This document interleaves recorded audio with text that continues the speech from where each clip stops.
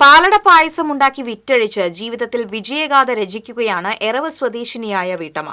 കഴിഞ്ഞ 9 വർഷമായി പാലട പായസം ഉണ്ടാക്കി ജില്ലയുടെ വിവിധ ഭാഗങ്ങളിൽ വിറ്റഴിക്കുന്ന ഈ വീട്ടമ്മയ്ക്ക് സ്വന്തം സംരംഭത്തിലൂടെ 20-ലേറെ പേർക്കാണ് തൊഴിൽ നൽകാനായത്.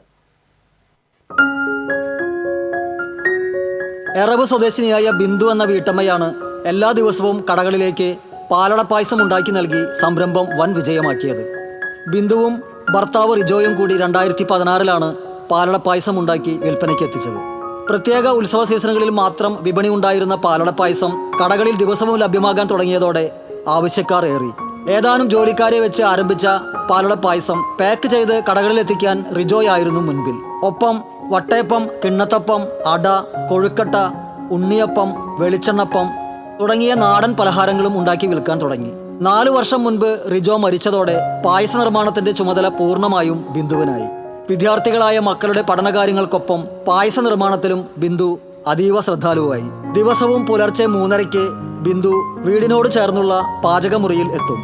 സഹായികളായി ജോലി ചെയ്യുന്ന സ്ത്രീകൾ 5:30-ക്ക് എത്തുന്നതുവരെ അവശ്യം വേണ്ട കാര്യങ്ങൾ ചെയ്യും. 2016-ലാണ് ഞാനും എൻ്റെ ഹസ്ബൻഡും കൂടി ഈ സ്ഥാപനം ആരംഭിച്ചത്. 2021 എൻ്റെ ഹസ്ബൻഡിൻ്റെ വിയോഗത്തിന് ശേഷം ഞാൻ തനിയെ ഇത് ഏറ്റെടുത്ത് നടത്താൻ തുടങ്ങി. അടുത്ത പ്രദേശത്തുള്ള ഒത്തിരി സ്ത്രീകളെ ഇതോടുകൂടി ജോലി കൊടുത്തുകൊണ്ട് കൂടുതൽ ഈ സംരംഭം ഉന്നതിയിലേക്ക് കൊണ്ടുവരാനായിട്ട് ഞാൻ പരിശ്രമിച്ചിട്ടുണ്ട്. 10 വനിതകളും 4 പുരുഷന്മാരുമാണ് ഇവരുടെ ഭക്ഷ്യ ഉൽപ്പന്ന നിർമ്മാണശാലയിൽ ജോലിയെടുക്കുന്നത്. ഉണ്ടാക്കുന്നവ കടകളിൽ എത്തിക്കാനായി 8 പേർ വേറെയുമുണ്ട്. രാവിലെ 9:30-യോടെ പാക്കിംഗ് കഴിഞ്ഞ് സാധനങ്ങൾ കടകളിൽ എത്തിക്കാനായി ഏതാനും ജീവനക്കാർ പോകും.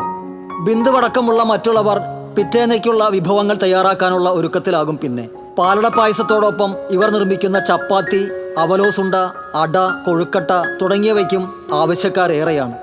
പൂക്കളോട് ഏറെ ഇഷ്ടമുള്ള ഈ വീട്ടമ്മ ഇടയ്ക്ക് വീണ് കിട്ടുന്ന ഒഴിവുവേളകൾ തോട്ടത്തിലെ പൂക്കളെ പരിപാലിക്കാനാണ് ചിലവഴിക്കാറുള്ളത്.